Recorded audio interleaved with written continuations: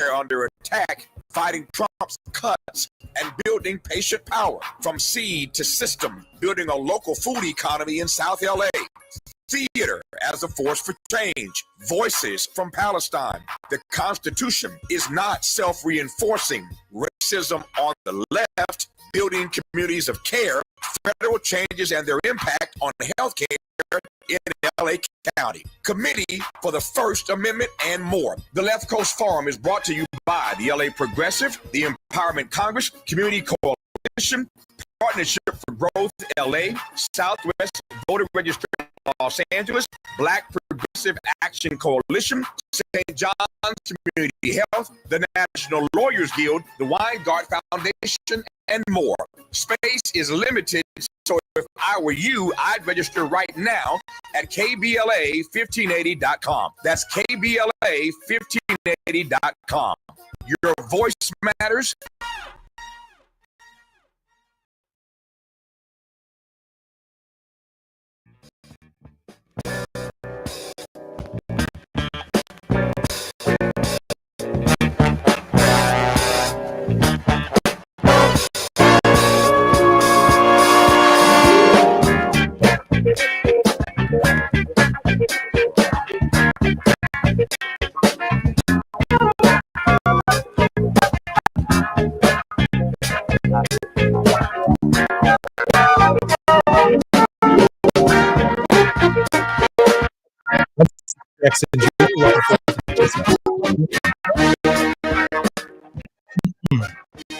On KBLA Talk 1580. Actually, this music is actually growing on Master Funk, who's going to be working on a little project for me with respect to our show. I'm very excited about that with our producer, Gina Towns. Hey, it's day 20 something on the government shutdown, and this looks like there's going to be day 22. This is going to be a protracted struggle. I had the opportunity and the privilege of being on a radio show this morning with Ramonsky Love, a legend in the DJ community and radio personality in the United States. And I shared with Ramonsky that 2 million people in the state of Illinois in the next 3 weeks are going to lose their food stamps. 2 million people without food. And the consequences of that, of course, across the country, when you look at SNAP benefits and you look at welfare checks and other 5 million people could very well lose their food benefits in the United States in the next 3 to 4 weeks. That means that the American people are going to feel the government shutdown in a way that we have never earlier today. That when she invited our guest today, who has written an extraordinary book, Dr. Edmund H. Moore's new book, Financial Freedom, Doing Nothing is an Option, challenges the traditional narrative around building wealth and achieving financial independence. It offers readers a refreshing one's quality of life. Dr. Moore is a U.S. Air Force engineer, proud father, and has also authored the book Village Wisdom for Our Youth, Forging a Connection Between Black Youth and Their Elders on Essential Life Skills, Dissection of Common Problems, and the Celebration of African American Men. Dr. Moore attended an HBCU at Florida A&M University, and then went on to obtain a mathematics, attended the Massachusetts Institute of Technology, MIT, and received a master's degree in material science and engineering, and then went on to the University of Florida, where he attained a PhD in the same field. Dr. Moore, welcome forward to the Jesse Jackson Show. Hello, thank you. Good afternoon. I'm so honored that you're here. I want to put the context of our conversation in, obviously, grounded in the reality that a number of our people, and in a real wake-up call, the government shutdown is going to show us the nature of that desperation in just a few short weeks.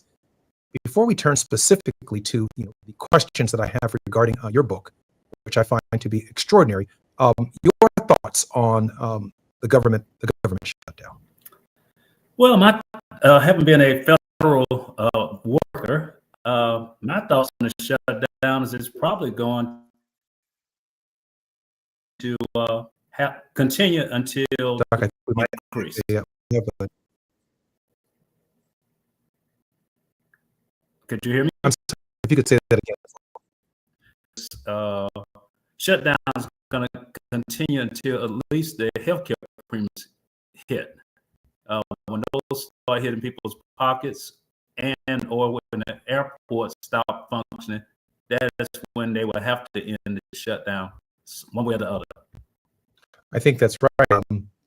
The shutdown itself, even though the mayor of the city of Chicago, for example, has now decided to up the ante, which I absolutely agree with, that the malfunction, the dysfunction that's taking place in the government itself, he's called for a general strike, something that we've never seen in the United States, certainly not since the Great Depression have we seen the kind of anxiety that the American people are going to feel. But I think to your point, that when these health benefits and these premiums are sent to the American people and they realize it's going to look like a day that celebrated the birth of a new prince, not the birth of a new king.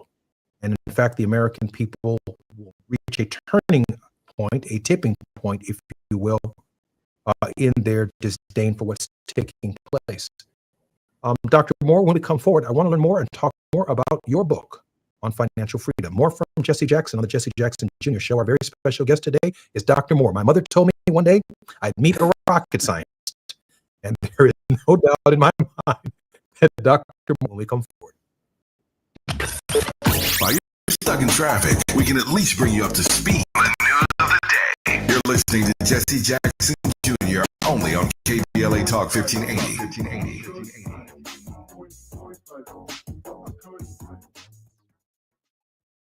Seems like there's more identity theft in the news every day. Another major healthcare breach was reported today, resulting in the exposure of 1 in 4 consumers have been a victim of identity. That's because there are endless places that could accidentally expose you to identity theft, in a breach, or simply by mistake. LifeLock monitors hundreds of millions of data points a second. If your identity is stolen, we'll fix it, guaranteed or your money back. Save up to 40% your first year with promo code NEWS at lifelock.com. Terms apply. Stop settling for weak sound. It's time to level up your game and bring the boom. Hit the town with the ultra-durable LG X Boom portable speaker and enjoy vibrant sound wherever you go. Elevate your listening experience to new heights because, let's be real, your music deserves it. The future of sound is now with LG X Boom. And for a limited time, save 25% at LG.com with code FALL25. Bring the boom. X Boom. Yeah. The California Crusader newspaper would like to thank all of our subscribers for their support throughout the years, proudly serving the South Los Angeles and South Bay areas for more than 40 years. The California Crusader is a multicultural, Black-owned, adjudicated newspaper that focuses on providing newsworthy information to the people in our community. We're constantly looking for ways to assist businesses in our community to connect with our subscribers. We provide low-cost, effective ways to promote your business with our reasonable and affordable advertising rates. You can participate by suggesting, sharing, and submitting your stories on the California Crusader newspaper Community Share Facebook group page, or visit our website at cal-cruise-news.com. That's calcruisenews.com. Then click on the Submit Now button located on the top right corner of the homepage, or text CCN to 42828. Again, text CCN to 42828. The California Crusader newspaper, working together to build a better community for our future. Subscribe today. Let's go. You're still glowing, flirting, grooving. You still got it. But your immune system weakens as you age, making it harder to fight flu, pneumococcal pneumonia, RSV, and COVID-19. Vaccines are a key part of any health routine and help strengthen your immune response. Ask your doctor or pharmacist which vaccines you need. Schedule in minutes at vaxassist.com. Sponsored by Pfizer. As a mom, Comforting my family is what I do best. Vicks Vapor Stick provides soothing, non-medicated Vicks vapors in an easy-to-apply stick, and it dries fast, so there's no mess. I use it to comfort myself and my family. Thanks, Mom. Vicks Vapo Stick, soothing comfort for the whole family. And try Vicks Vapo Shower Max for steamy Vicks vapors when you need more comfort for yourself. Use as directed. Now back to more of Jesse Jackson Jr. on KBLA Talk 1580.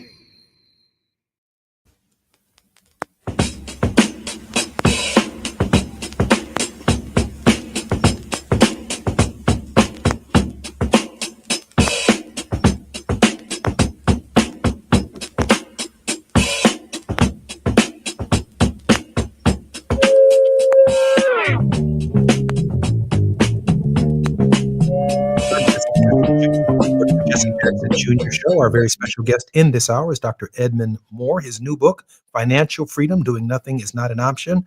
Dr. Moore attended Massachusetts Institute of Technology, that's MIT, and received a master's degree in material science and engineering, and then went on to the University of Florida, where he attained his PhD in the same field. Dr. Moore, welcome forward to the Jesse Jackson Jr. Show. Thank you. Dr. Moore, let me ask you this question. Why did you feel compelled to write this book? Well, the original reason for writing the book was my best man from my wedding, one of my best friends.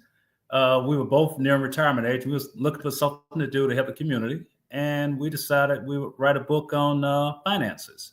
And that's what's the genesis of writing this book. And before we could finish it, he unfortunately passed. But that did give us an opportunity to look at the state of his finances, his household. And the blessing of the book was when my parents passed, I was in a great position to utilize those lessons learned. Dr. Moore, why is building generational wealth so crucial to families? Well, before you can get to generational wealth, you have to have wealth. And I would say the first thing that families should focus on is having a nest egg. A nest egg, so that if you have any financial troubles coming along, you have something you can access. So, and from there, once you do that, then you develop your finances, make sure you stay out of debt, and you build up your generational wealth such that you can pay for not just your children and your retirement, but for your grandchildren.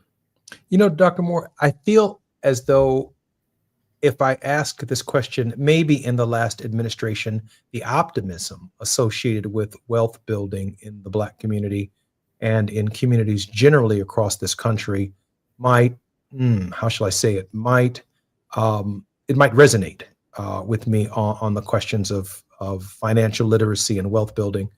But when I think about the 300,000 women who have African-American women who have lost their jobs in the present economy under the present regime. When I think about the layoff of federal workers, and as many as I think 4,000 federal workers were laid off within the last 24 hours, and farmers are unable to get their soybeans and their products to market as a result of tariffs, it doesn't seem on our kitchen tables there's much left for a nest egg. And so it kind of begs the question, with economic uncertainty, how do we attain the kind of financial freedom when so much of that which has undergirded financial stability in our nation, that it appears to be under attack, sir? Well, part of the issue is that our community has been under attack since we've been here. And so we've had land stolen, we've had inequalities and opportunity to get ahead. And when we do get ahead, we get the race riots, which we've seen throughout our history. So there have been some barriers to us attaining wealth. For those who have been fortunate enough, they have been able to put aside some funds for a rainy day. They have been able to save some money and put their kids through college or trade school. and just put money aside. The issue is we're supposed to be a capitalist society, but we're in a society where it's run by consumption, and too often, not just our community, but members of the community are buying things they really don't need, or buying things at prices. For example, you may buy a tennis shoe that's $200 something or higher versus a pair that you could get for $50. So the money that we should be putting aside and saving and investing, we are too often using in consumption. My father and I wrote a book back in the late 90s, early 2000s called It's About the Money. And I made the argument, now here's a throwback, there was a video company where you could go and rent video cassettes. What was the name of that company? Blockbuster. You could go to Blockbuster. And I argued, listen, rather than going to a movie theater, wait until the movie comes out on Blockbuster, rent it overnight, let your whole family gather around the VCR, all of those things that don't exist anymore. And you'd save a lot of money renting the video at that time for $3 a night, rather than paying $10 or $15 per movie per family member. And that would stretch out movie night to something very special, something at home. So I get the idea of saving money by making these good choices, as opposed to buying, $300 and $400 pairs of gym shoes. We might just want to find a nice pair of gym shoes that gets us to and from and gets us through a good basketball game. Exactly. That obviously might make the most sense. But it also assumes that, the economy itself, that at some point in time as Americans, we would be able to move from the idea of living paycheck to paycheck to literally being able to take some portion of our paycheck and set it aside and create the nest egg that you think and believe should be consistently protected, that no emergency but for health should ever show up where you touch it. Hopefully put it in some kind of mutual fund somewhere where it's growing. But increasingly, we're digging into the nest egg. Increasingly, we're not in a position to really set the money aside to do anything about it. Well, I think the latest data, was one of the paycheck processing firms said 6 to 8% of Americans are living paycheck to paycheck. So if that percentage of Americans are living paycheck to paycheck, that's telling you that they are not saving money because they need that next paycheck to pay bills. So I've been asked the question, what do you do for a time such as this? I say that the time to prepare for such time, this was before the time hit. So if you're not prepared now, you don't have those funds. Right now, you're just hanging on. Just talk to a young engineer where I used to work, African-American engineer. He just had his second child and he's furloughed. He's the only breadwinner in his household. And he's waiting until they start getting his paychecks back. So he has side hustles he's doing. That is the only income that's coming to his house at this time. He doesn't have any parents. They don't have parents that are going to give him money or can loan him money. So that's how they're surviving right now. I think that's, I think this is the average, increasingly the average American story. I mean, I think everyone is feeling the pinch. They're obviously hurting. They're suffering. They are concerned. They're not as optimistic about the future. In fact, increasingly, in light of the way in which this is happening, people are actually losing faith in the Constitution of the United States itself.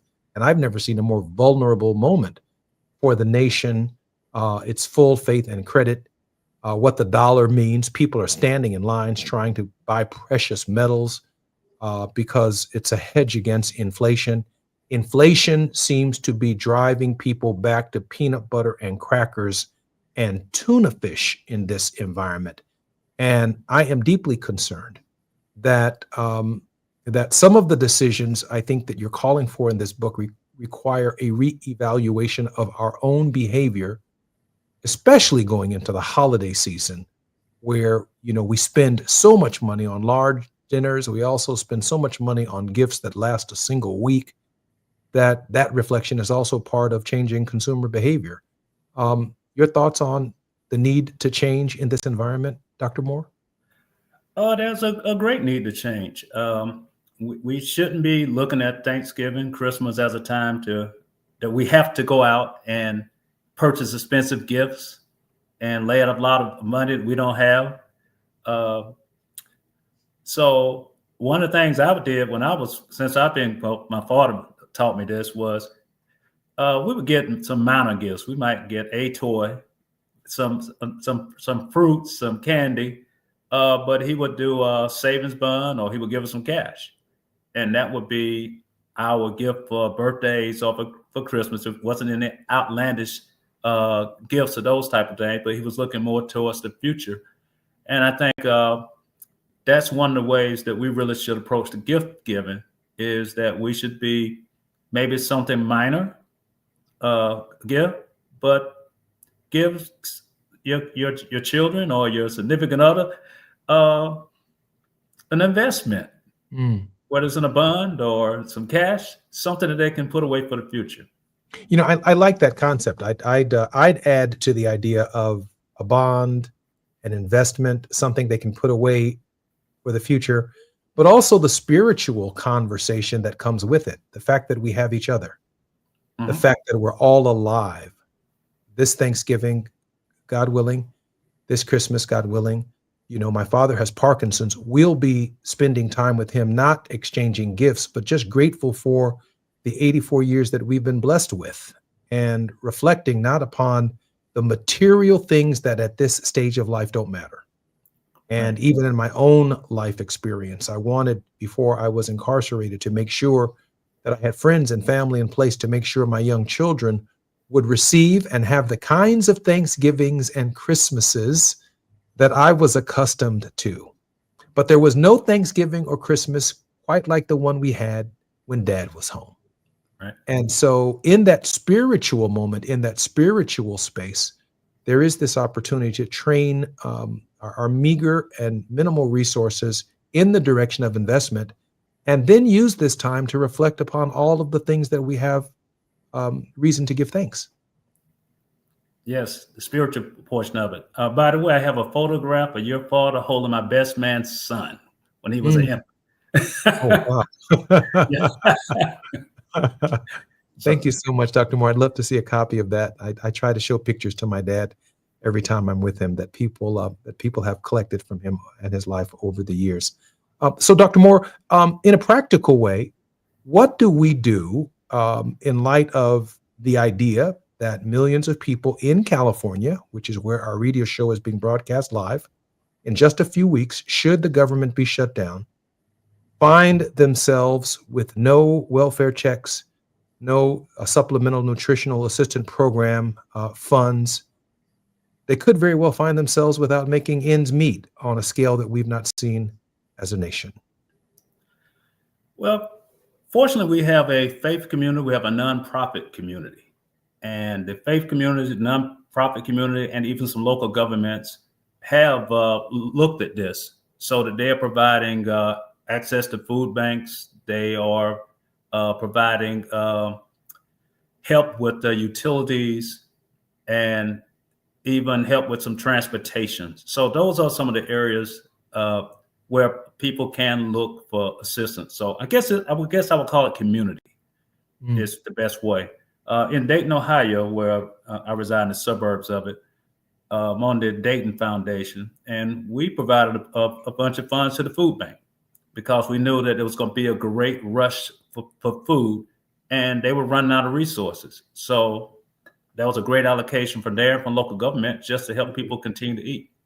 You know, in a real sense, I feel like the disasters that we're looking at here economically are man-made. We're not talking about Hurricane Katrina. We're not talking about a blistering tornado through the midsection of the nation, or a climate disaster like a flood in North Carolina, or rising tides that are destroying so many lives at this hour in the nation's history. And we're talking about a financial crisis at the level of the people's government that, at least from my perspective, could have been avoided. And it borderlines on complete irresponsibility from both from both Democrat and Republican. I mean, it's shameful that we've reached this point. Well, one of the things that's going on now is there's a hollowing out of the government. So when that next hurricane does hit or that earthquake does hit, there may not be anyone there to come in and support you. I think we just had the African American neighborhood in LA that with the wildfires. Mm-hmm. I don't think they ever really got the assistance from the federal government that they would normally expect. This station has been championing the cause of the residents of Altadena for at least a year during this period. I'm Jesse Jackson Jr., listening to the Jesse Jackson Jr. Show on KBLA Talk 1580. More with Dr. Edmund Moore when we come forward. The biggest names, the best conversations. You're riding with Jesse Jackson Jr. on KBLA Talk 1580.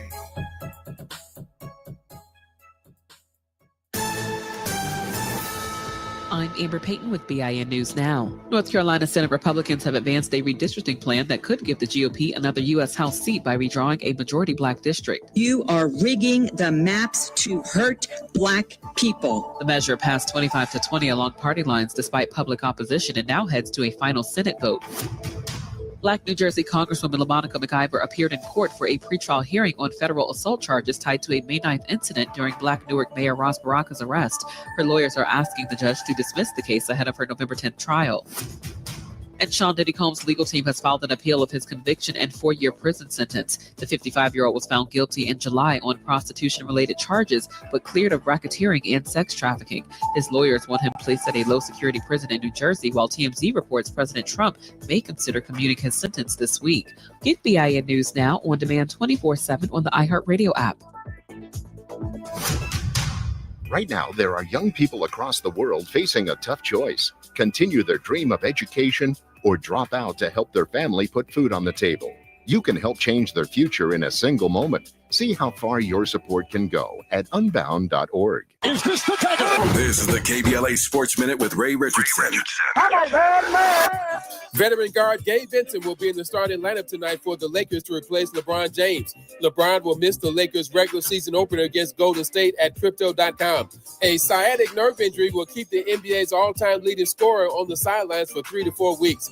Vincent started 11 games for the Lakers last season. Las Vegas oddsmakers are listing the Dodgers as heavy favorites to beat Toronto in the World Series. The Dodgers are trying to become the first Major League team to win back-to-back World Series since the Yankees did it in 2000. Game 1 is Friday night in Toronto. Of the 5 black head coaches in the NFL, Aaron Glenn of the New York Jets is still the only one without a win this season. Glenn is 0-7 in his first year with the Jets. Todd Bowles of Tampa Bay is 5-2. Pittsburgh's Mike Tomlin is 4-2. Raheem Morris of Atlanta is 3-3. Houston's D'Amico Ryan is 2-4. No debates, no speculation, just the info you need. That's your KBLA Sports Minute. I'm Ray Richardson on KBLA Talk 1580.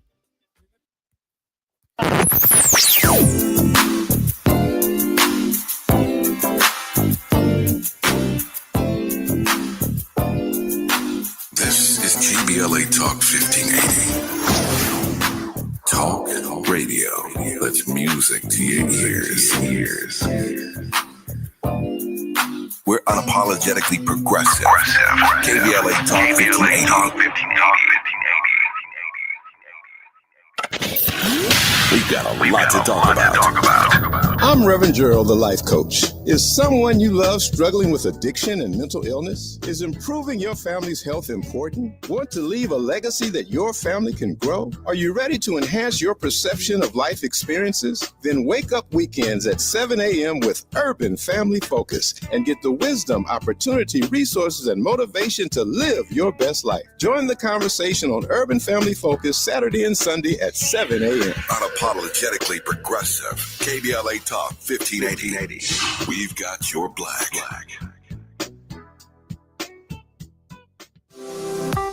It's never too early to start talking about money in realistic ways with your kids.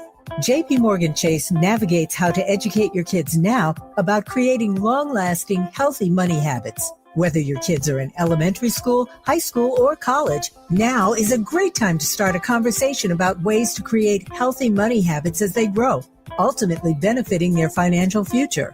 Talking about money in a realistic way to support your kids' lifestyle and dreams, your first banking account geared towards high school or college. It's never too early. Explaining the basics, what you earn and what you spend, building financial confidence starts with getting organized. Learning and practicing vital money skills now will stay with them for life. Tools they will have to stay on top of their finances and achieve their goals. This segment is sponsored by JP Morgan Chase.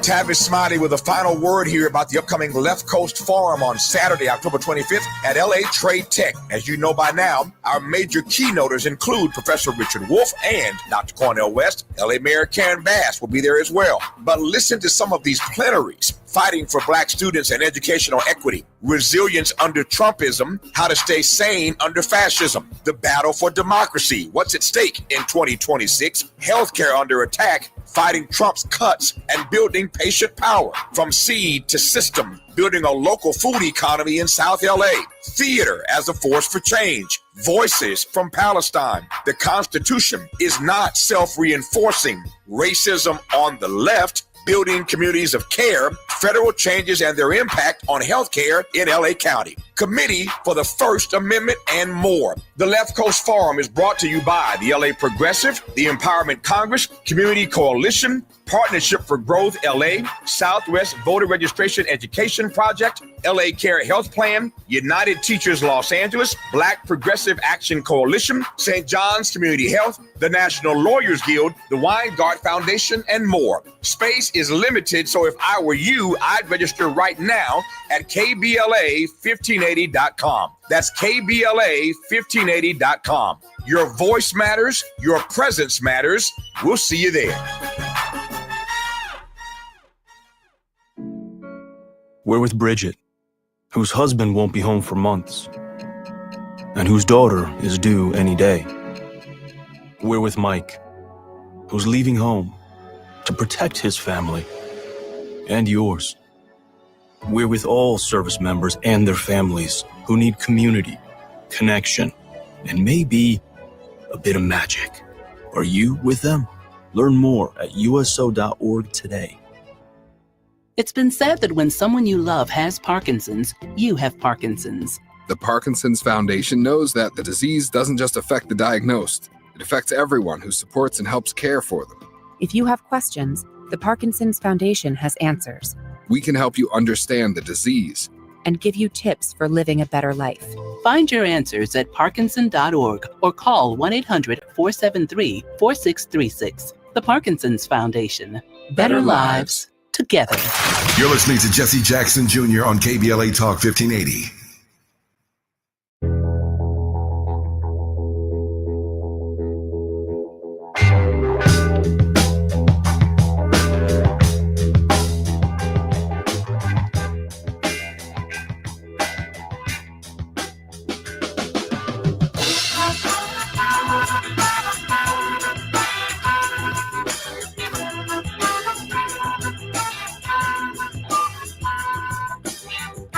I'm Jesse Jackson Jr. Looking forward to the Jesse Jackson Jr. Show. You're listening to the Jesse Jackson Jr. Show on KBLA Talk 1580. Our very special guest in this hour is an author, Dr. Edmund H. Moore. His new book, Financial Freedom, Doing Nothing is an Option, challenges the traditional narrative around building wealth and achieving financial independence. It offers readers a refreshing perspective on how to achieve financial freedom without sacrificing one's quality of life. Dr. Moore, I want to, first of all, welcome forward to the Jesse Jackson Jr. Show. I think your mic might be muted, Dr. Moore. Hello? Yes, sir. I'm muted. Welcome forward to our show. Dr. Moore, I do have a semi-difficult question. I hate to put you on the spot, but I've never read a resume more impressive than yours. So I want our listeners to hear this. Dr. Moore attended FAMU, Florida A&M University, then went on to attain a degree in mathematics and physics from there.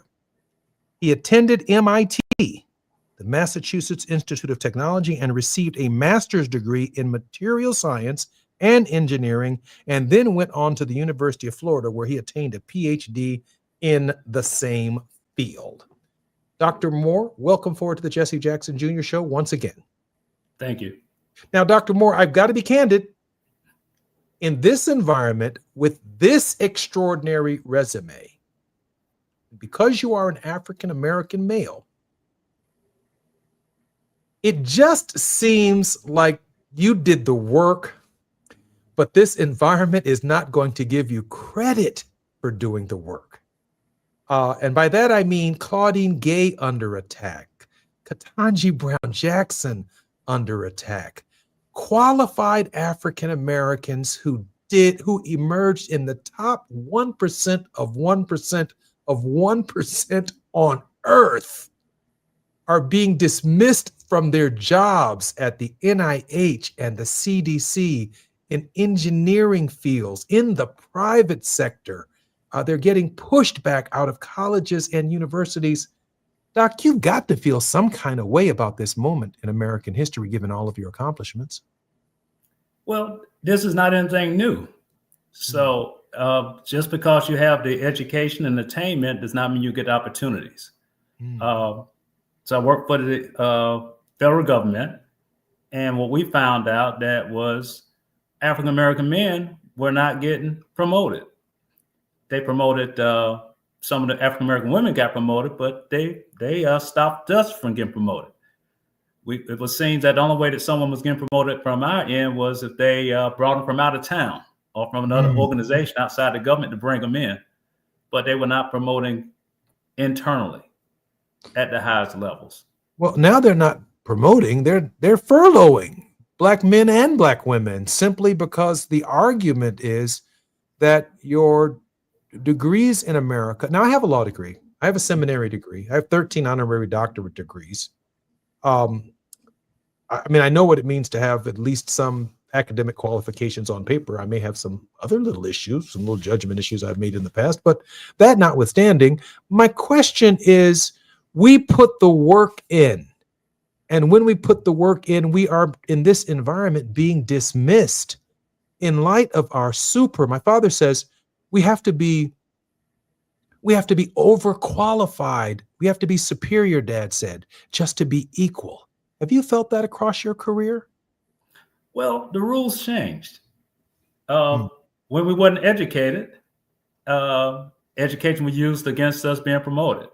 Once we became overeducated, the rules changed. I remember, I think it was North Carolina, probably about 10 years ago, where they said, we're going to de-emphasize education. So, and I said, I said, that's a rules where they can, if you're not educated, they can put you in a position that used to require that you have degrees.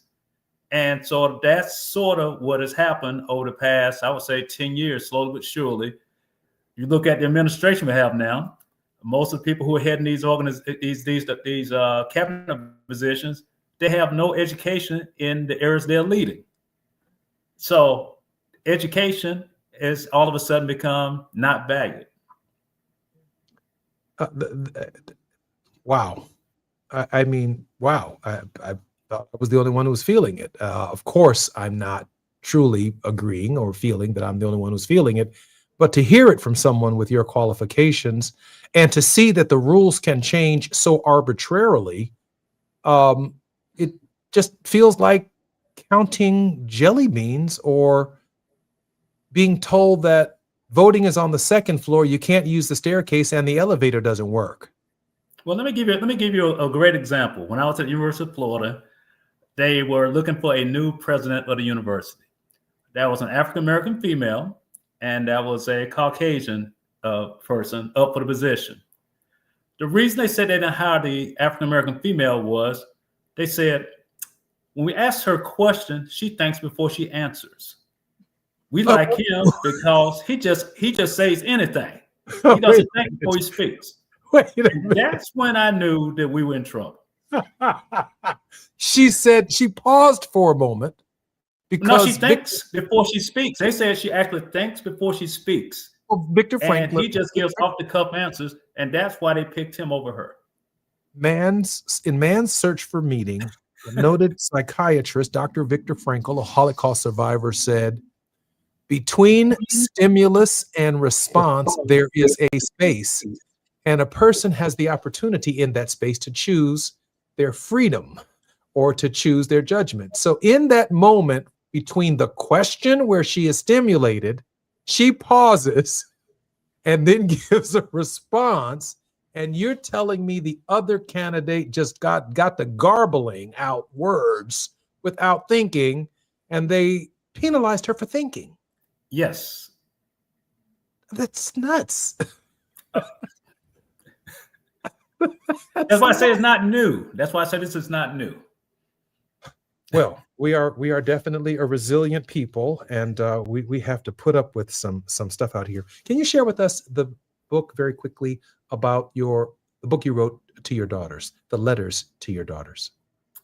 Well, I wrote a book called With the Father's Love, 52 Letters to My Beloved Daughters. And at the time, I was going through a divorce. And as a man, you never know if you're going to get custody of your children or what's going to happen in the court system. So what I decided to do was to write my daughters a letter every week. And I did it for 52 weeks and told some folks in church about it. And they said, you got to share this with others, young people. And so originally I was going to just put into a book for them, which I did. I wrote a book, got it published, only wanted to have 3 copies, and given that they had their own book, even though they had the letters individually. And eventually I put the book out into a format where other young girls could see it. And of course, the next thing came in, they said, well, it's the book for the boys. I said, well, I don't have any sons. Somebody else can write that book. My mother, I know we're coming forward in just a moment. My mother wrote me every single day for my 30 months in prison. I went through the letters when that experience was over of people who sent me from across the country letters, and my mother's letters total some 800 plus letters. Wow. I organized them into a book. I presented them to my mother, just the 3 or 4 copies. A publisher heard about them. We took certain letters out of the ones that I gave her, and it also went to market. I'm Jesse Jackson Jr. It was great therapy for her, and I can only imagine it was great therapy for you, just as it was for me. More with Dr. Edmund Moore when we come forward. While you're stuck in traffic, we can at least bring you up to speed on the news of the day. You're listening to Jesse Jackson Jr. only on KBLA Talk 1580.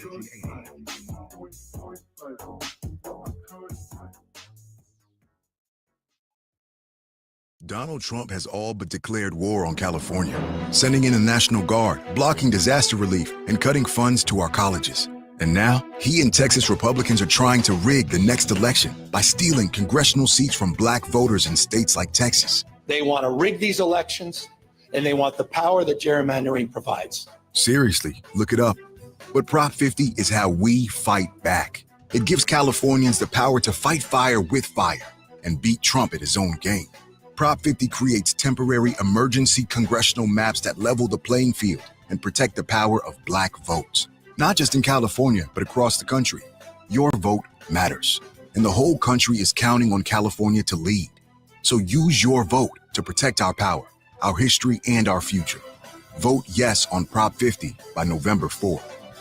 Ad paid for by Yes on 50, the Election Rigging Response Act, Governor Newsom's Ballot Measure Committee, Ad Committee's top funders, HMP for Prop 50, and Fund for Policy Reform. September is World Alzheimer's Month, a time to shine a light on a public health crisis that hits Black families hardest. 1 in 5 Black adults ages 70 and older is living with Alzheimer's disease, or AD, and it's not a normal part of aging. Early signs like repeating questions, missed appointments, even trouble handling bills might seem small, but they matter. The good news, there are treatment options available that may slow AD when diagnosed early. Don't wait. Visit treatalzearly.com. That's treatalzearly.com to learn more. This message is brought to you by AZI.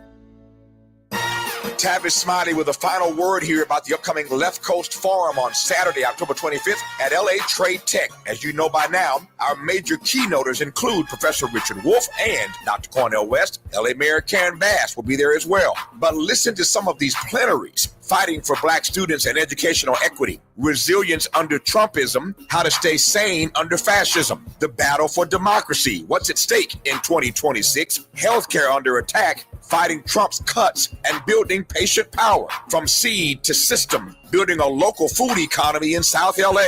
Theater as a force for change. Voices from Palestine. The Constitution is not self-reinforcing.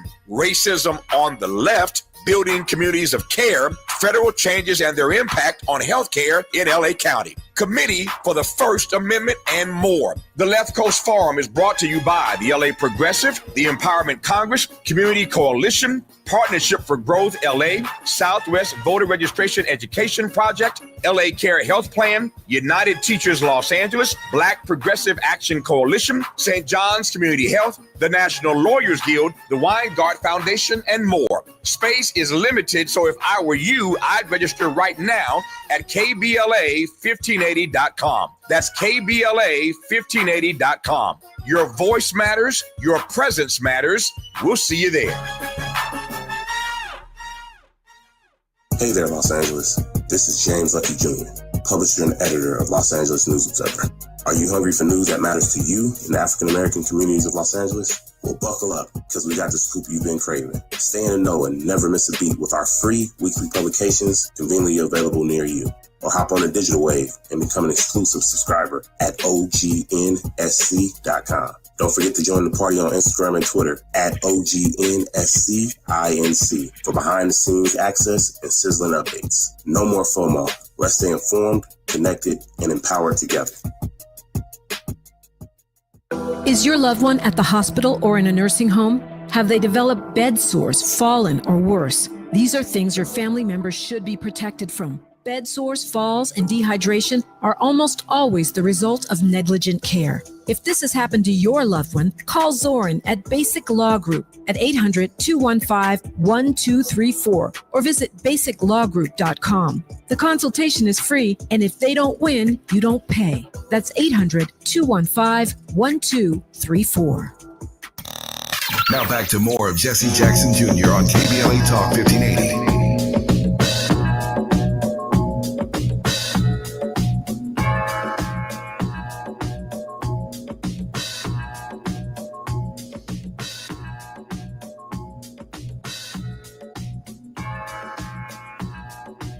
I'm Jesse Jackson Jr. Welcome forward to the Jesse Jackson Jr. Show on KBLA Talk 1580. Our very special guest in this hour is none other than Dr. Edmund Moore. Dr. Edmund Moore has a PhD in material. Dr. Moore, you got to help me with this. Material science and engineering. Material science and engineering. What is that? So material science and engineering covers all materials from metallurgy to ceramics. The biggest ceramic that you would see is probably concrete. Metals, everything from what you make cars out of, the planes, you sit on ceramics, to polymers, to biomaterials that go on your body, materials. That's a nice way of saying that our people do some of everything, because I don't think I've ever met someone who is in material engineering that's an African-American male. And I want to comment on the last segment for just a moment.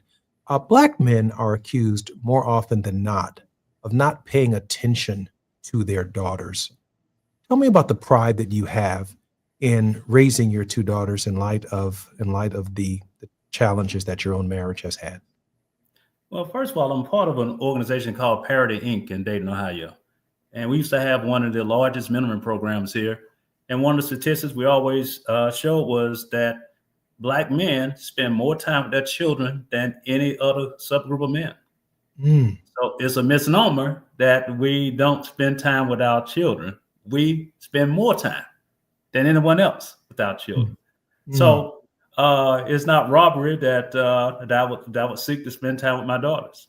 You know, I too have experienced divorce, and when I came out of the incarceration experience, reconnecting with my children, my daughter who has received her undergraduate degree from UCLA and her master's degree from American University in Paris, and my son, who is presently a student at Morehouse College, there is this longing desire to make things right with them as Black men.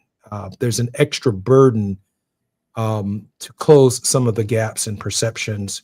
And, even between the most loving couples, children can be persuaded to take sides, and that becomes increasingly difficult in the ongoing relationship with children. But it's really great to hear you having made given the necessary thought to how important that relationship is between you and your children. Oh, thank you. Doc, let me ask you a question. I'm sorry, sir? Oh, no, I'm listening. No. I was going to ask, have your daughters thought about pursuing higher education in material engineering as well?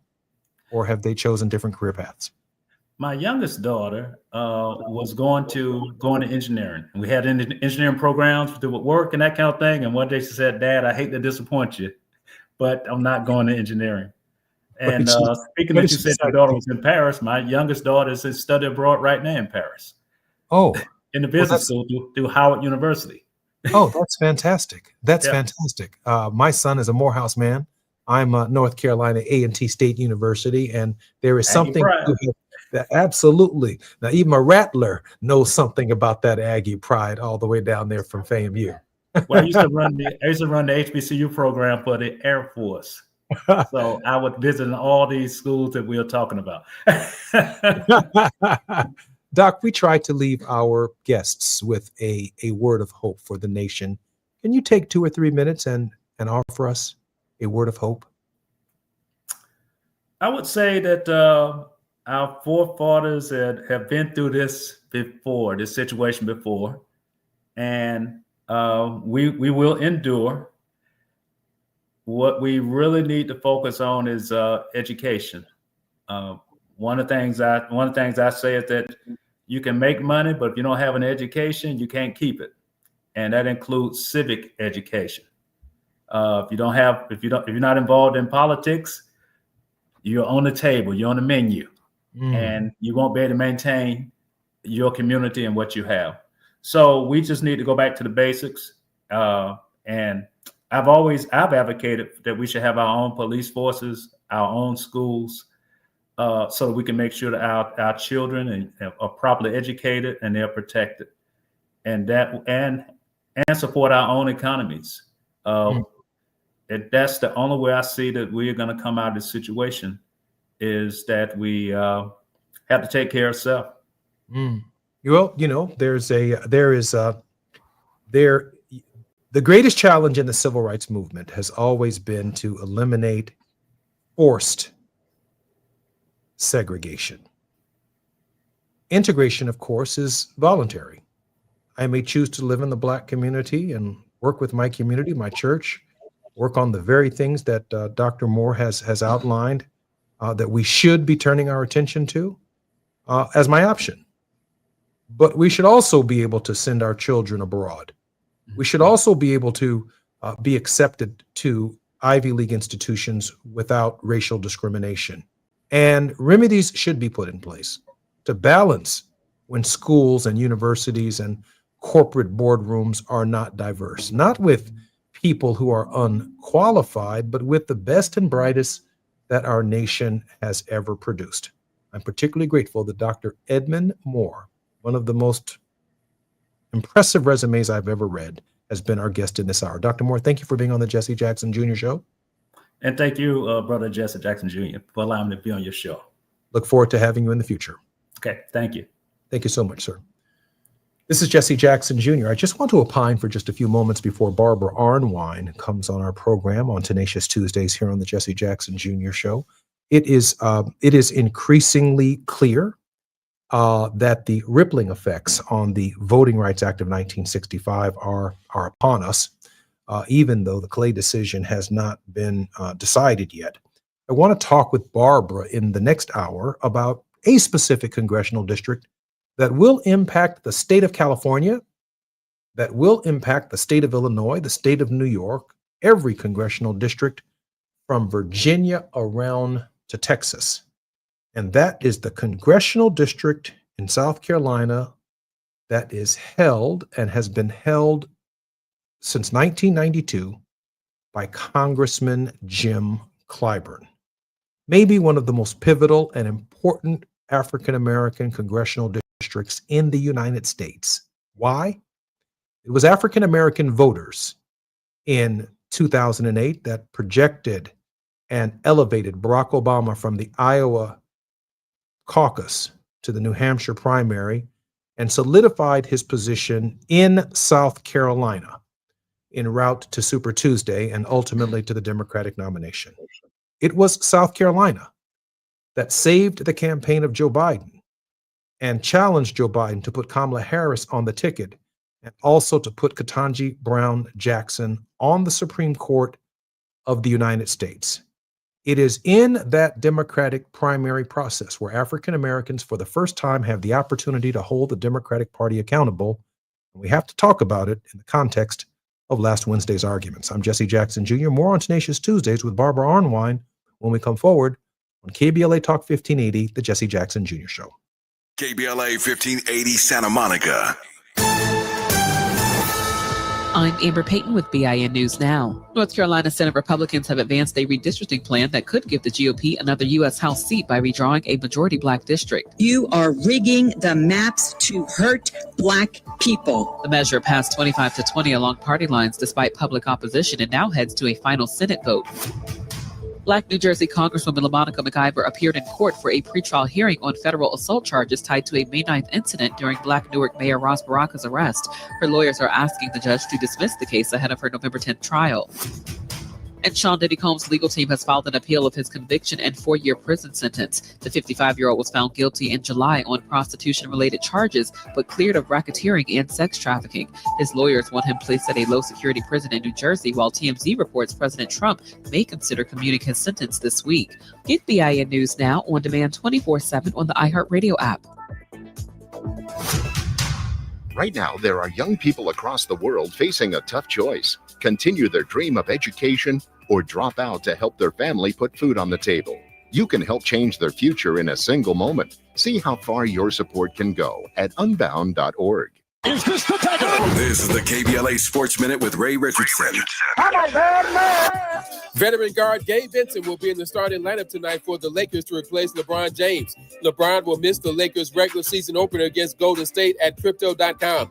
A sciatic nerve injury will keep the NBA's all-time leading scorer on the sidelines for 3 to 4 weeks. Benson started 11 games for the Lakers last season. Las Vegas oddsmakers are listing the Dodgers as heavy favorites to beat Toronto in the World Series. The Dodgers are trying to become the first Major League team to win back-to-back World Series since the Yankees did it in 2000. Game 1 is Friday night in Toronto. Of the 5 black head coaches in the NFL, Aaron Glenn of the New York Jets is still the only one without a win this season. Glenn is 0-7 in his first year with the Jets. Todd Bowles of Tampa Bay is 5-2. Pittsburgh's Mike Tomlin is 4-2. Raheem Morris of Atlanta is 3-3. Houston's D'Amico Ryan is 2-4. No debates, no speculation, just the info you need. That's your KBLA Sports Minute. I'm Ray Richardson on KBLA Talk 1580.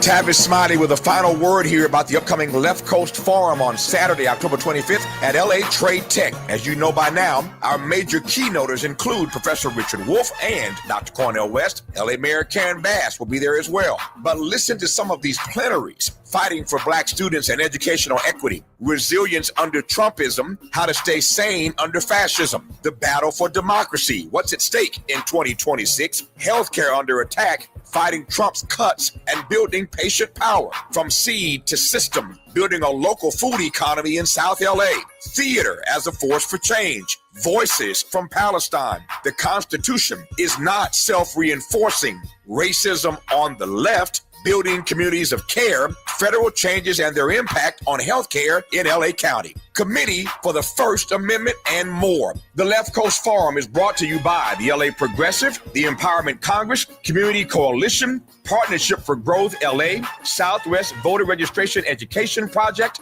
LA Care Health Plan, United Teachers Los Angeles, Black Progressive Action Coalition, St. John's Community Health, the National Lawyers Guild, the Weingart Foundation, and more. Space is limited, so if I were you, I'd register right now at KBLA1580.com. That's KBLA1580.com. Your voice matters. Your presence matters. We'll see you there.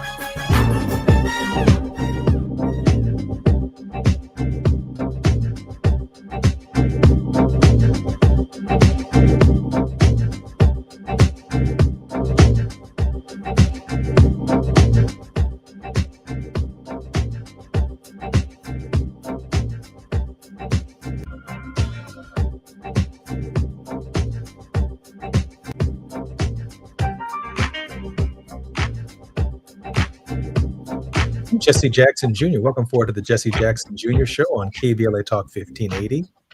Our little intro song sounded like it had a little scratch in it. Oh, wiki, wiki, wiki. Listen, Barbara Arnwine is going to join us on Tenacious Tuesdays in just a few moments. And while I'm waiting for Barbara, I was going to opine. So I sat back in my little chair. For those of you who download the podcast, you'll notice my body language sometimes on the show. But I want to offer a little history before Barbara Arnwine comes to lay the foundation for the significance of the James Clyburn seat in the Congress of the United States. In 1984 and 1988, when Jesse Jackson ran for president, the Democratic primary process, not the Republican primary process, but the Democratic primary process. So think about just the Democrats.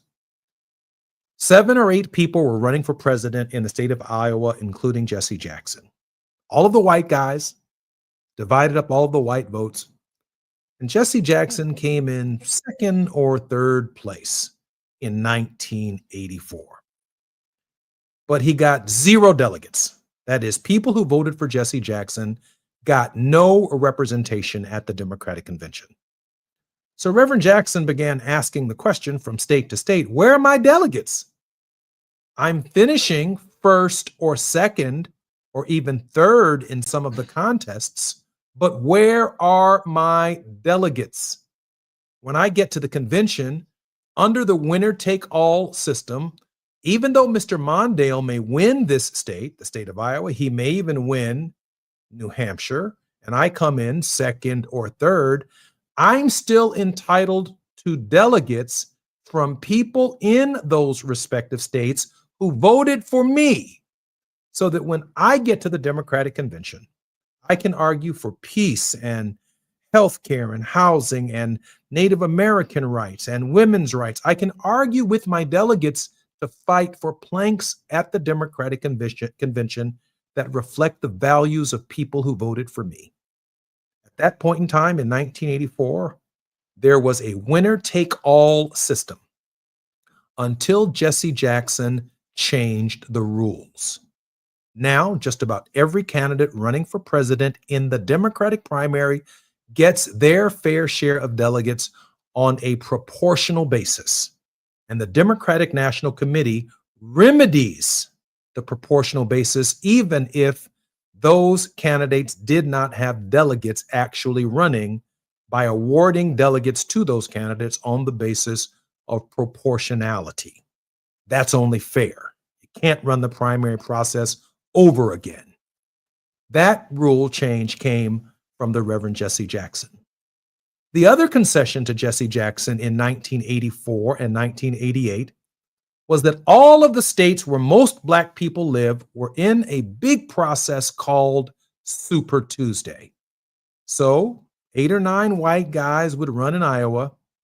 By the time they got to New Hampshire, 5 or 6 white guys would be left because 3 or 4 white guys will have quit after they didn't do well in Iowa. And then after they get finished with New Hampshire, all of them run in the Super Tuesday states. And by the time Super Tuesday was over, which is 7, 8, 9 states on the same day, all of the other candidates would be out of money unless the well-funded candidate was able to run an effective campaign in those states. And even before most of the states in the United States had a chance to vote, the Democratic Party had already arrived at who its nominee was likely to be. Reverend Jackson said that is unfair, undemocratic.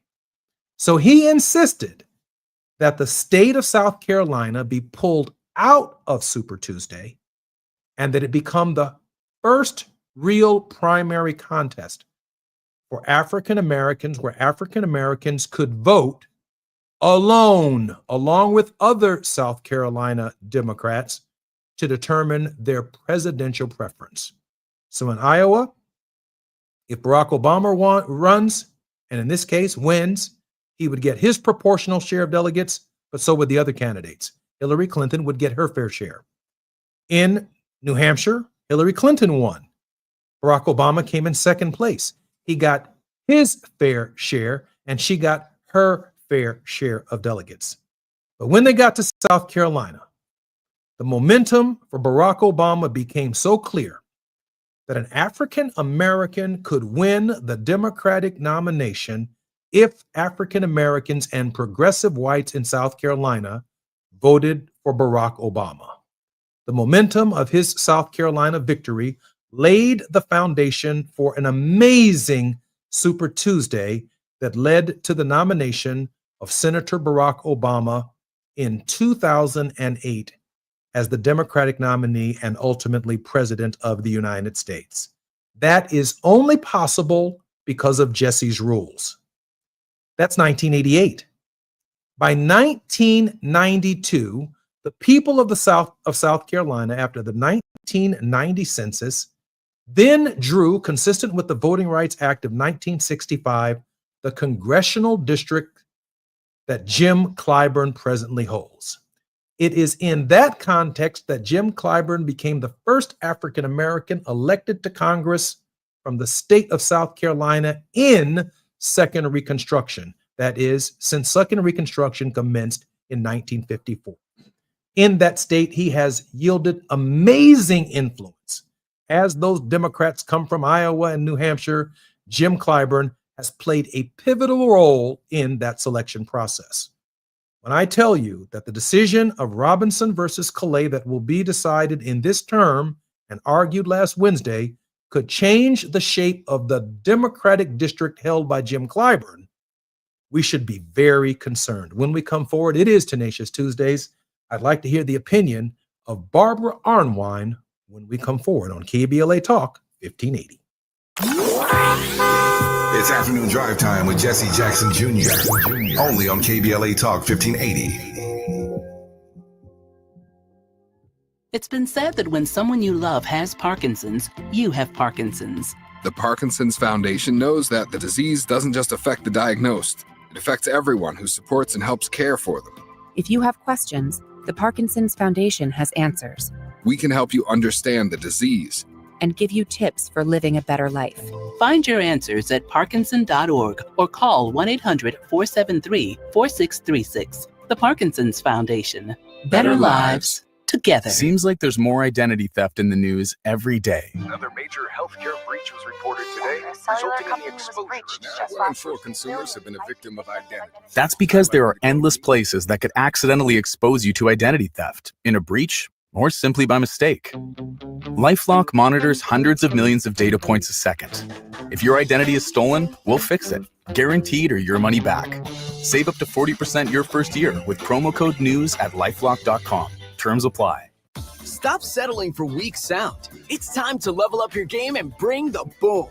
Hit the town with the ultra-durable LG X Boom portable speaker and enjoy vibrant sound wherever you go. Elevate your listening experience to new heights because, let's be real, your music deserves it. The future of sound is now with LG X Boom. And for a limited time, save 25% at LG.com with code FALL25. Bring the boom. X Boom. Hey, can you blow up some balloons for Jack's party? I can't. I'm so congested. You need Sinex Severe from Vicks. Sinex Severe nasal spray. Yeah, just Sinex. Breathe. Sinex Severe instantly relieves nasal congestion and works 6 times faster than nasal decongestant tablets. The 12 hours of relief allow you to get back to the moments that matter without congestion. Daddy, we need more balloons. On it. Try Sinex Severe from Vicks. Just Sinex. Breathe. Use as directed. There's nothing like when you get that part from eBay and it just fits. Yeah, the first time. So you can do less of this and get right back to more of this. At eBay, you'll find all the parts you need, guaranteed to fit, at prices you'll love. Sounds good, doesn't it? eBay, things people love. Eligible items only. Exclusions apply. Now back to more of Jesse Jackson Jr. on KBLA Talk 1580.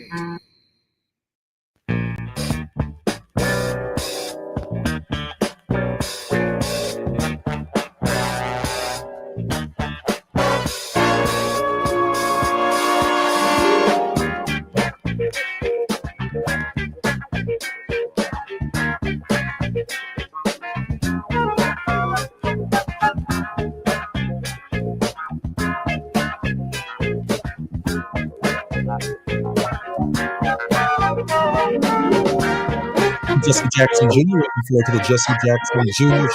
Show on KBLA Talk 1580. I don't know if I should begin with a countdown or with this resume. Barbara Arnwine is president and founder of the Transformative Justice Coalition, is internationally renowned for contributions on critical justice issues, including the passage of the landmark Civil Rights Act of 1991 and the 2006 reauthorization of provisions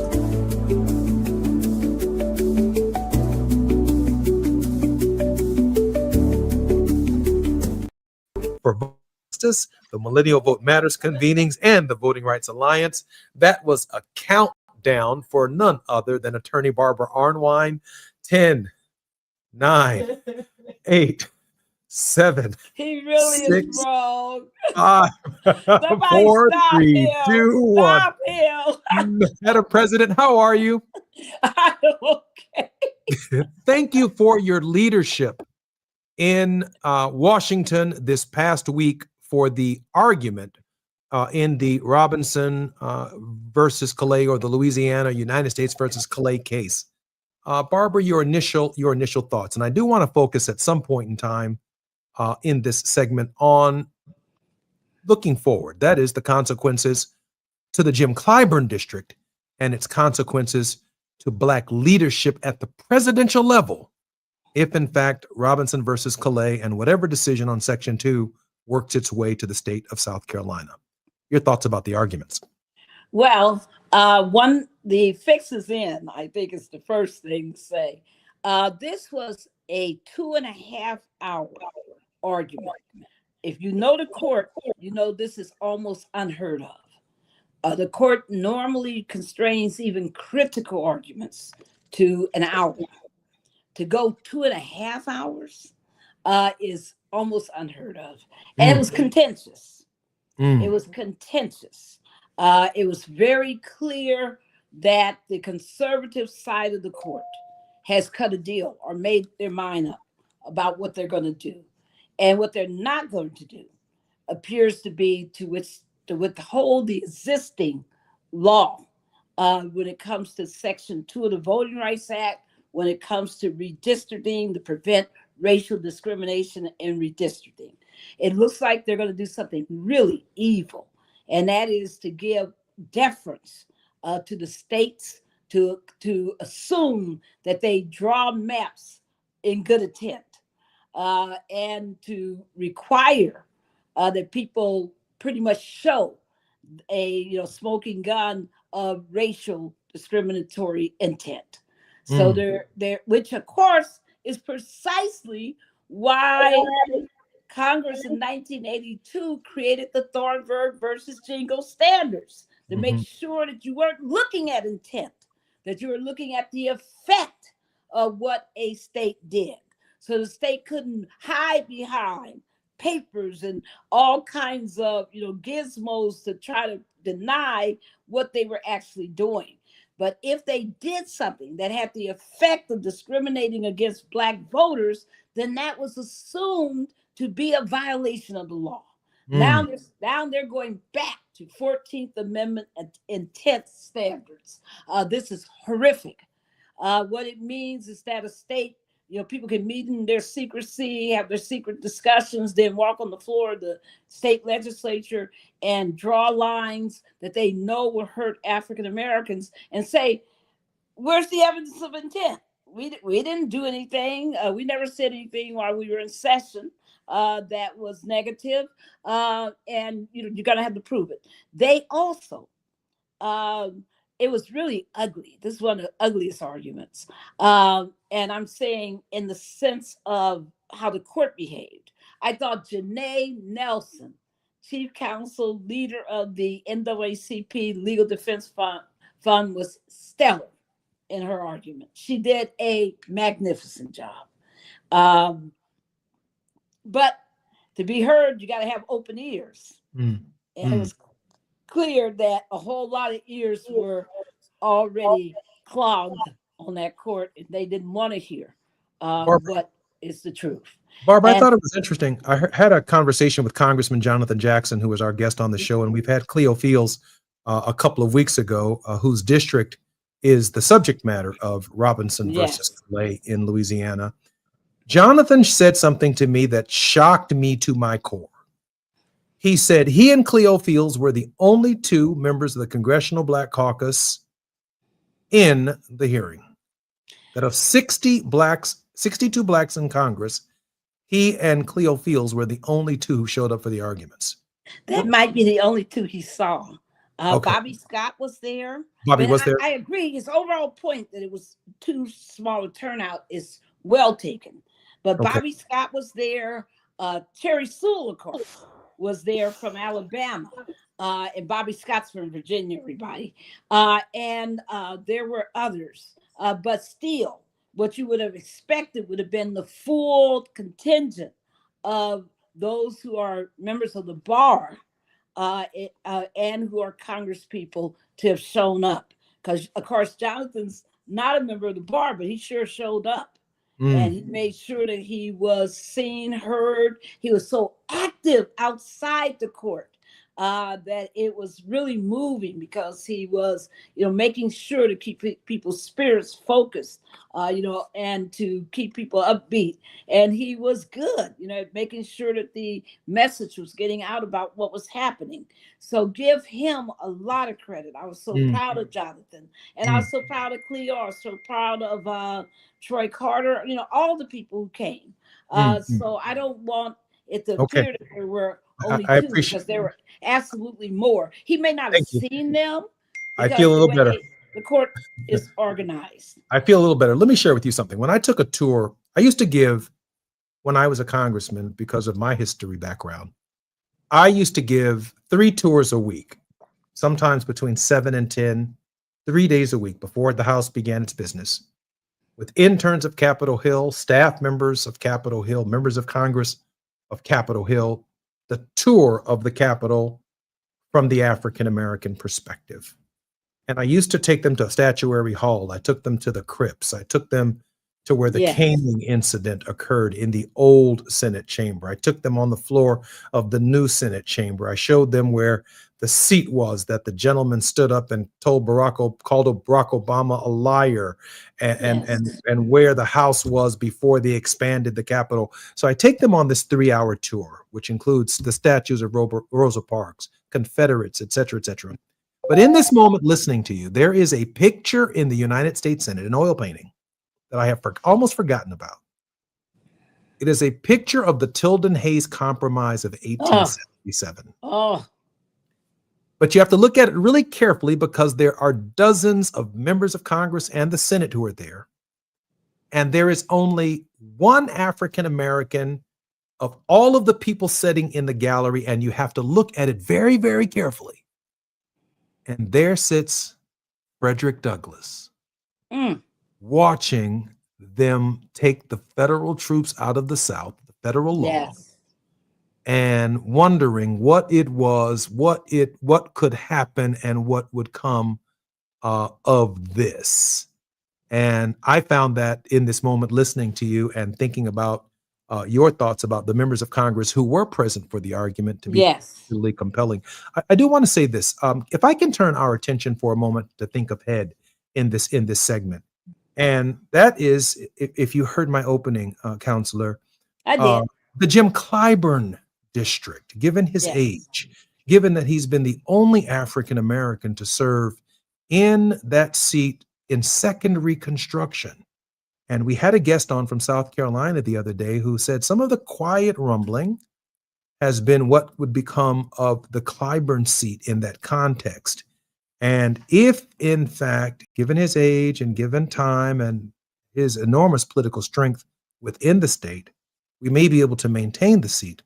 But there are certainly plans afoot under the decision that could be made by the Supreme Court that literally could change the structure of African American political leadership that we have been able to hold the Democratic Party to in terms of its accountability if that district or that primary process is changed and the voting strength of voters in South Carolina is weakened by not making it possible for a candidate of their choice who unites Black South Carolinians to have a seat in the Congress of the United States.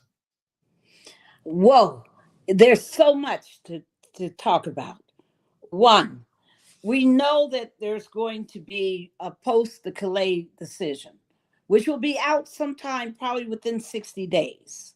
And that decision will result in a number of state legislatures taking actions to attack their majority minority members who come from those districts. People, be clear, it's not just Black districts.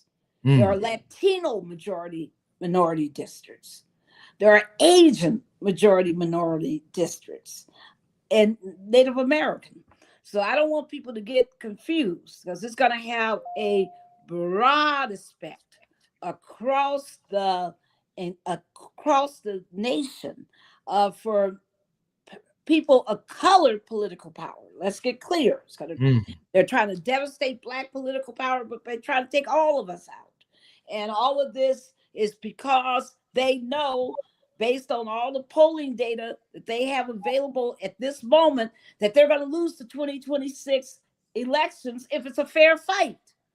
So what they're doing is putting their fingers on the scales to rig the next election, and rigging it by, already trying to redistrict mid-decade and get rid of what they see as Democratic seats, totally partisan. That's why California will be voting on November 4th regarding this whole issue of adding more, Democratic seats to counterbalance what Texas is doing. But they're also trying to do this legal attack and trying to dismantle, representative power. So people, when I say representative power, I mean that the people who represent you in the Congress are your real representatives, not just somebody who has come from a district that was shaped and drawn where you can't even elect the majority of people in your district, can't elect the person of your choice.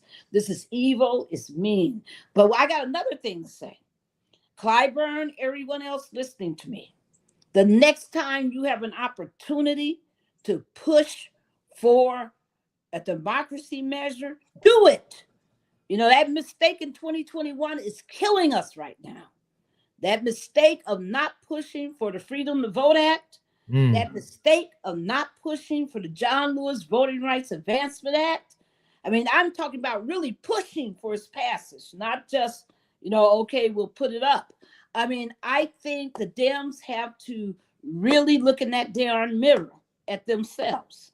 Barbara, I'm really surprised that happened. I'm really surprised that the leverage for the government shutdown is only the healthcare provisions. It seems to me, in light of the urgency of what you just said, that we're holding out for healthcare benefits. I get that. But why are we not holding out for the VRA? Why are we not holding out for John Lewis? Why are we not holding out for the proper interpretation of the statute? I mean, I don't get that. In fact, I'll go one step further. If you're going to shut the government down, why not hold out for a vote on the floor of the Congress over health care, a constitutional amendment that would guarantee every American the right to health care of equal high quality? It's the same energy. Rather than amending a continuing resolution, why not say we want a vote to determine everybody in Congress who believes someone believes in healthcare for all Americans, or they don't. We have a yes group. We have a no group. We want it in the Constitution. We're tired of Congress, Democrat and Republican, playing with our healthcare. I don't think we're asking for the whole kitchen table and kitchen sink like we ought to be asking for it. That's my opinion, Barbara. Hey, always shoot for the stars. Yeah, you don't aim low. That's right. And I'm so mad because we predicted this would happen. You know, we will lose our democracy not because people were blind to the fact that it was under threat, but because those who were in power thought it wasn't important enough. They didn't think that it was threatened enough. Unless, there's too much buddy system, in the Congress. There's too much, people thinking that things are going to just be better because these are their friends they eat and golf and hang out with. And not understanding, backslapping and cigar chomping. You've been there. You've been in that chamber. You know precisely what you're talking about. And you got to stop. The one thing you got to make sure is that when somebody runs as a Dem, they got to be a real Dem. Barbara, I'm Jesse Jackson Jr. KBLA Talk Dem. 1580. Barbara, we're going to come back and talk about these Dems when we come forward on KBLA Talk 1580. All right. It's afternoon drive time with Jesse Jackson Jr. Only on KBLA Talk 1580.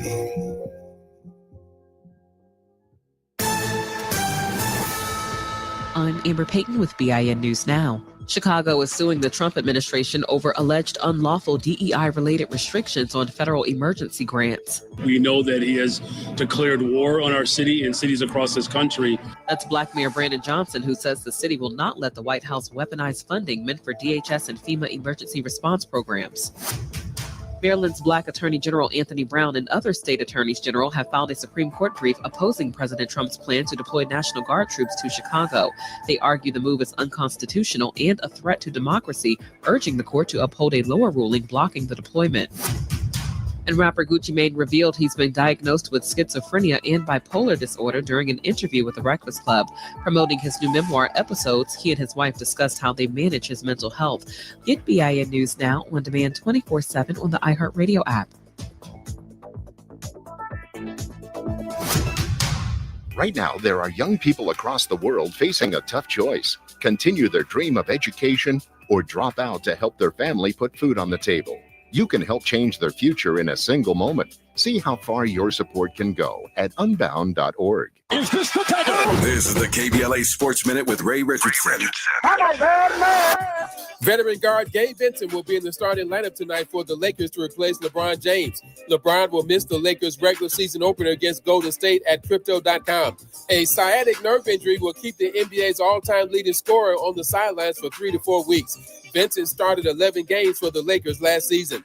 Las Vegas oddsmakers are listing the Dodgers as heavy favorites to beat Toronto in the World Series. The Dodgers are trying to become the first Major League team to win back-to-back World Series since the Yankees did it in 2000. Game 1 is Friday night in Toronto. Of the 5 black head coaches in the NFL, Aaron Glenn of the New York Jets is still the only one without a win this season. Glenn is 0-7 in his first year with the Jets. Todd Bowles of Tampa Bay is 5-2. Pittsburgh's Mike Tomlin is 4-2. Raheem Morris of Atlanta is 3-3. Houston's D'Amico Ryan is 2-4. No debates, no speculation, just the info you need. That's your KBLA Sports Minute. I'm Ray Richardson on KBLA Talk 1580.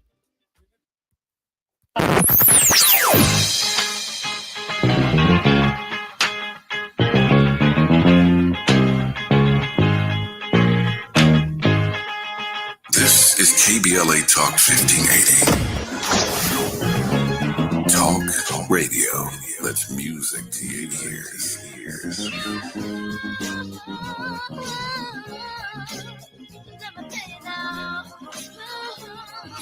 We're unapologetically progressive.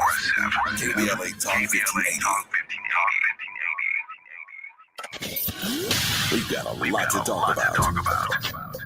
Hi, I'm Zoe Williams, a.k.a. the voice of reason, encouraging you to join me weekdays from 7 to 9 p.m. for the world's most intriguing relationship radio roundtable. Every night, I facilitate and encourage our loyal listeners to participate in the most engaging relationship discussions you'll hear anywhere. So make it a point to rendezvous with me, Zoe Williams, the voice of reason, Monday through Friday, 7 to 9 p.m. Pacific Standard Time. Trust me, your relationships will never be the same. The VOR is on fire tonight. Unapologetically progressive. KBLA Talk 1580. We've got your black.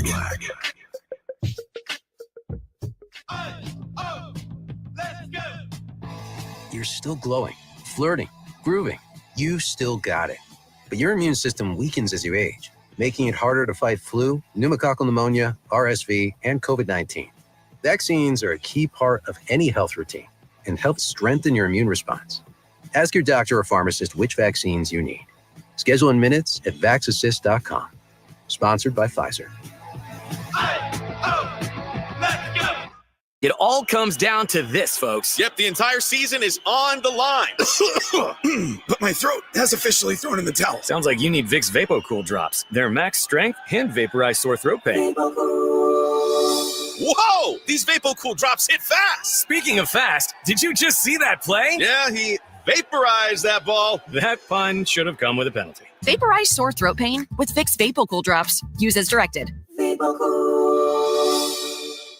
On Thursday evening, November 6th, you're invited to the next KBLA Talk 1580 Altadena Town Hall meeting. This time, we're convening at Victory Bible Church, 1497 North Hill Avenue in Pasadena. The town hall will once again be broadcast live on KBLA Talk 1580 from 4 to 6 p.m. on Thursday, November 6th. But you're invited to join us in person for this urgent and necessary community conversation. The theme for this Altadena Eaton Canyon Fire Town Hall is Understanding the Wildfire Recovery Compensation Fund. The primary focus of this gathering is to inform residents about Southern California Edison's newly launched Wildfire Recovery Compensation Program and provide clarity on eligibility and the claims process. There are plenty of questions to be asked, and only KBLA Talk 1580 has the right moderators to ask the tough questions, the right stakeholders and community activists to share their insights, and we have confirmed the participation of corporate executives from Southern California Edison to answer our queries. So be sure to join us at Victory Bible Church in Pasadena, 1497 North Hill Avenue on Thursday, November 6th. The event is free and open to the public, but registration is required at KBLA1580.com.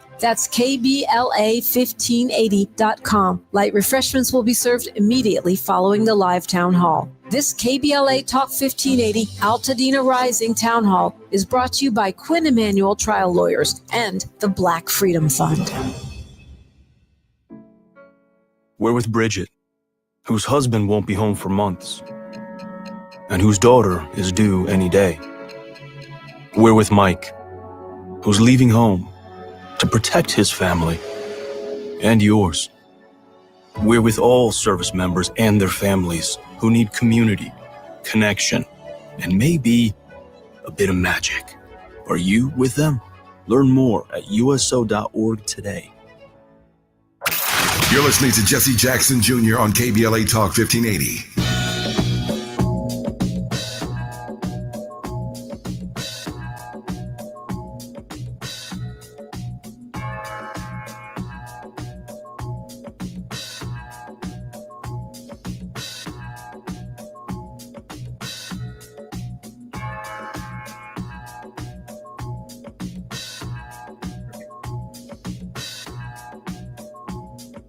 I'm Jesse Jackson Jr. Welcome forward to the Jesse Jackson Jr. Show. In this final half hour of the second hour on Tenacious Tuesdays, we're on the grind with Barbara Arnwine. She is the radio host of Igniting Change and is a regular presence in the national media and is often quoted in the press. Graduate of Scripps College and Duke University School of Law, she continues to champion civil rights and racial justice issues nationally and internationally in the areas of housing, lending, women's rights, especially issues affecting intersectionality of African American women and girls, community development, employment, voting, education, policy, restructuring, and environmental justice. Barbara, welcome forward to the Jesse Jackson Jr. Show. It's an honor to be here. Thank you. Barbara, I want you to know that our producer has changed our background to dark. because of the times that we find ourselves living in at this moment. It's Kudos. real. It's real. Barbara, can I shift our attention back to the Jim Clyburn district and the consequences? Well, before we do that, Before we do that, my apologies for not being here at the very beginning of the show. We are preparing to be in New Jersey beginning this. We start arriving in on Friday, and we'll start rolling with the John Lewis bus throughout the state of New Jersey, saying, folks, let's vote, because early voting starts on the 25th. So I've been, obsessed, inundated, overwhelmed, busy getting that off the ground because we're going to literally roll through the entire state. But what I would have said had I been here from the beginning is thank you to all of the people, the hundreds of you, the hundreds of you who showed up at the Supreme Court on the 15th. Just thank you. And you don't know it, Jesse Jackson Jr. You don't know it, but a lot of that crowd were young people. People. In fact, they had representation of the 300 people that the wonderful Black Voters Matters provided buses to bring to the Supreme Court from the various southern states. 85 of those people were from HBCUs. Wow. And I'm not just about young people overall, but just 85 from HBCUs and young people who weren't even in school, etc. It was amazing. And the one thing I want to, a big shout out to Black Voters Matters Leadership Conference, to Janae Nelson and the wonderful NAACP LDF, to Concerned Black Men, to everybody who made, and League of Women Voters, everyone who made that rally great. But also, folks, I know some of you listening. I know where you were on Saturday.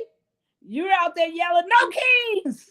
No Kings!" Amen. Come on, folks. 7 million of you showed up and showed out. My goodness. My goodness. Yes, they did. So many inflatables in my life. They were on stilts. They had masks. They had big old signs. They were there from all generations. They were present and they were strong. And 7 million people. Let me just explain, so nobody gets this confused about what No Kings is meant to do. Because I sit on the National Steering Committee, along with my wonderful co-leader, Daryl Jones. So let me explain something, because people are confused. What is the purpose of No Kings? No Kings is not just about a one-day turnout. I want people to understand that our democracy is endangered. It has been rated as such internationally by many democracy watch groups, that it's endangered, that it can flip to a fascistic, non-democratic state. In order to stop that from happening, studies teach us that in most of the democracies that were endangered, the ones that were able to not become ruled by dictators, wannabe fascists, etc., those were only in the countries where at least 3.5% of the adults actively showed up in opposition to the existing administration that was trying to become a dictator. That number, if you take that number and you apply it to the United States, that's roughly 10 plus million people. At this time, this demonstration, the first one that was done for No Kings, was 5 million in June. The one that was done for this last Saturday, 7 million. The numbers are increasing, but there's a lot of work to be done. And it's so the whole purpose of coming out is to keep that number going. And you can see the effect, right? When we only had 5 million, the administration was virtually quiet about No Kings. But this time, what did they do? They went out there and put out all that fake media about this was a, quote, hate America gathering. Since when does hating Trump mean you hate America? It might be the exact opposite. Only that your egotistical person would come out with, if they don't like me, they said no kings, then it has to be that they don't like America. No, America does not like kings. We were founded on the notion that there would be no kings. Sorry to interrupt your bubble and the pipe and busted some, but that's the reality. So to all of those folks, every one of you, no matter where you were. I really loved all of you who showed up in those red states. I can't get over Arkansas and all those amazing turnouts. Iowa, you name it. People just where we never saw no kings before. Thank you. We will be out again. We're not through. The forces that are opposed to what this administration is doing, to the Gestapo ICE nonsense, the tariffs, to all of the invasion of our cities. We will, believe me, we will be back. And we're working on the follow-up strategy, but don't you ever stop keeping your eyes on the prize like you did for Jimmy Kimmel.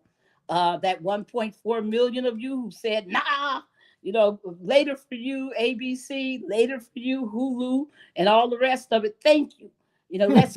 Let's keep focused, because Amen. we got to be opposed. If the Democrats in Congress can't be an opposition party, if the independents can't be an opposition party, if the people who know within the Republican Party that he's wrong-headed and doing destructive stuff can't speak out because they're afraid of being primaried.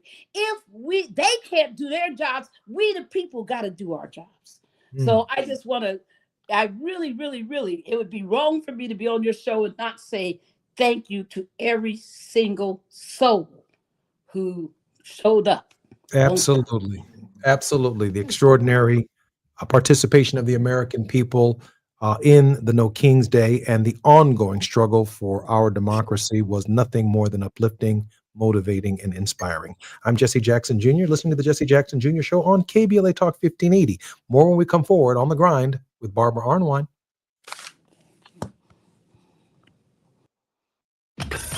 While you're stuck in traffic, we can at least bring you up to speed on the news of the day. You're listening to Jesse Jackson Jr. only on KBLA Talk 1580.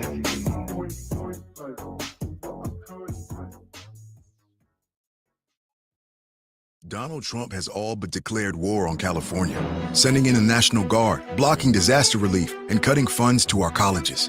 And now, he and Texas Republicans are trying to rig the next election by stealing congressional seats from black voters in states like Texas. They want to rig these elections, and they want the power that gerrymandering provides. Seriously, look it up.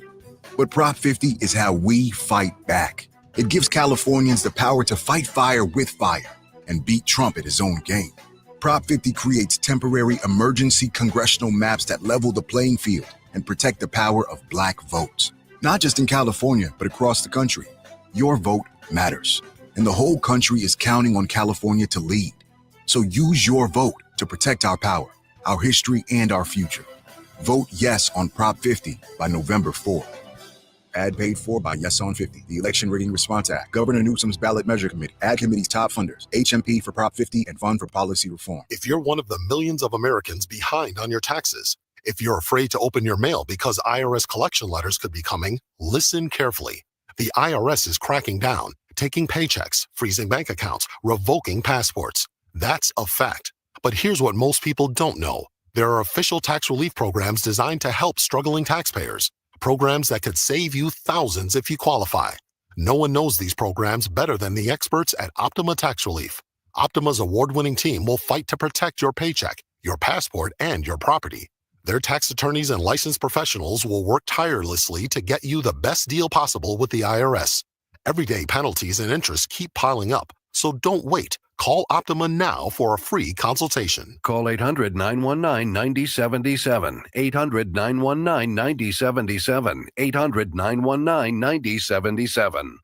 Optima Tax Relief. Some restrictions apply. For complete details, please visit OptimaTaxRelief.com. KBLA Talk 1580. We've got a lot to talk about. KBLA Talk 1580, connecting you with services and solutions. The Los Angeles Regional Food Bank is on a mission to fight hunger and provide nutritious food to those in need across our community. They partner with federal, state, and local programs advocating for better policies and funding for critical hunger relief programs like Cal Fresh, the Emergency Food Assistance Program, and the Child and Adult Care Food Program. The food bank works with coalitions and local representatives to make sure hunger is addressed in every district of LA County. They also run nutrition education campaigns, raise hunger awareness, and source nutritious food for distribution, all while supporting regulations that allow food pantries to operate safely. Want to help? Visit lafoodbank.org or call 323-234-3030 to volunteer or find a food bank near you. Together, we can ensure that no one goes hungry in Los Angeles County. This is a community call to action from KBLA Talk 1580. It's never too early to start talking about money in realistic ways with your kids. JP Morgan Chase navigates how to educate your kids now about creating long-lasting, healthy money habits. Whether your kids are in elementary school, high school, or college, now is a great time to start a conversation about ways to create healthy money habits as they grow, ultimately benefiting their financial future. Talking about money in a realistic way to support your kids' lifestyle and dreams, your first banking account geared towards high school or college. It's never too early. Explaining the basics, what you earn and what you spend, building financial confidence starts with getting organized. Learning and practicing vital money skills now will stay with them for life. Tools they will have to stay on top of their finances and achieve their goals. This segment is sponsored by JP Morgan Chase.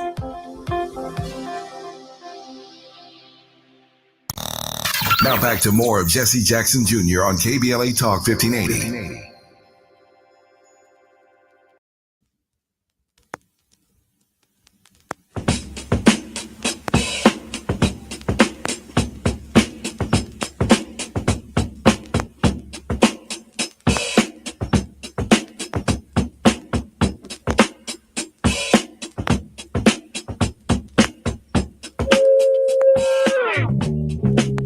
Jackson Jr. Looking forward to the Jesse Jackson Talk 1580. We're on the grind today with Barbara Arnwine. Barbara, welcome forward to the show. She's muted. Pleasure to be here. Barbara is the president of the Transformative Justice Coalition, and she has been an extraordinary leader for us during this period of uncertainty at the Supreme Court regarding the Voting Rights Act. No King's Day, fighting tyranny, fighting Donald Trump. My dad used to say, son, sometimes I feel like a one-legged man in an ass-kicking contest, and I'm the national champion. Can you imagine him hopping on one leg and kicking ass and being the national champion? He called himself national champion. I mean, he about hopping, kicking him in the behind. Barbara, you now have the title of chief amongst us, who is fighting every conceivable battle that's being thrown at us. Barbara, I need to come back in my own mind to the Jim Clyburn district. Yes. Because so much leadership has come from Mr. Clyburn. I hope he stays there 200 more years to keep that district together. But I am concerned because when we turn the Democratic Party from Iowa to New Hampshire and we come to South Carolina where black voters are, we're able to say to the Bidens of life, put a black woman on the ticket, put a black man, some Wes Moore, somebody on the ticket if they're not leading at that point. We're able to say, give us Ketanji Brown Jackson, give us, there were, I think, a half dozen black women that were being considered for the Supreme Court that as we turned South Carolina, that we were holding Joe Biden accountable to. Give us Wes Moore. Give us liberty or give us death. South Carolina becomes the point that we have our John Paul Stevens moment, right? But if we lose the focus of that leadership by diluting that district, it seems to me that it really is a big blow to the work that we've done for the last 60 years. Well, during the argument, towards the end of the argument, folks, you can go listen to the argument at because they keep it up at Supreme Court You can go and listen to that argument. And please do, because at the end, one of the justices asked, I believe it's the Solicitor General, if we change Section 2 to make it more difficult for people to use it to block redistricting, is it true as all the people are saying that this is horrible because it's going to hurt Black representation in Congress and it's going to hurt the Voting Rights Act? And the person says, and they lie, by the way, they say, Your Honors, there's only 60 Black members of Congress in the CBC, and that this will only affect about 17 of them. And so there will still be Black Congress people, because the majority of them don't come from these districts. KBLA 15. Oh, so there will still be Black Congress people in the Congress. Do you hear what they're saying? They're saying that in diminished numbers, we're great. We're all right. If you get rid of 60, take away a third, take away a third of them, that's just fine. Folks, they want us all gone. Don't you ever get confused. Barbara, I believe that. Get confused. Barbara, I believe that. In fact, he lied to the court. The argument at the court was at 17. The last time you were on the show, you said we could lose as many as 23. That's correct. Taking the high number of 30, I think we'd lose 30. That's just my opinion. Before the decennial census in 2030, 30 Blacks in Congress are gone, and maybe even more. And if the Calais decision strikes down Section 2 and doesn't have another remedy by the reapportionment plans of 2032, I don't see Democratic state legislatures or legislators as friendly towards us in those state plans. And by that, I mean, if there's just going to be Democrats and Republicans in state legislatures making these arguments without any regard for race or Asians or Hispanics or any of the issues that have been historic factors, then Democrats are going to they can't pack a district with Blacks, they can't pack a district with Asians, they can't pack a district with Native Americans.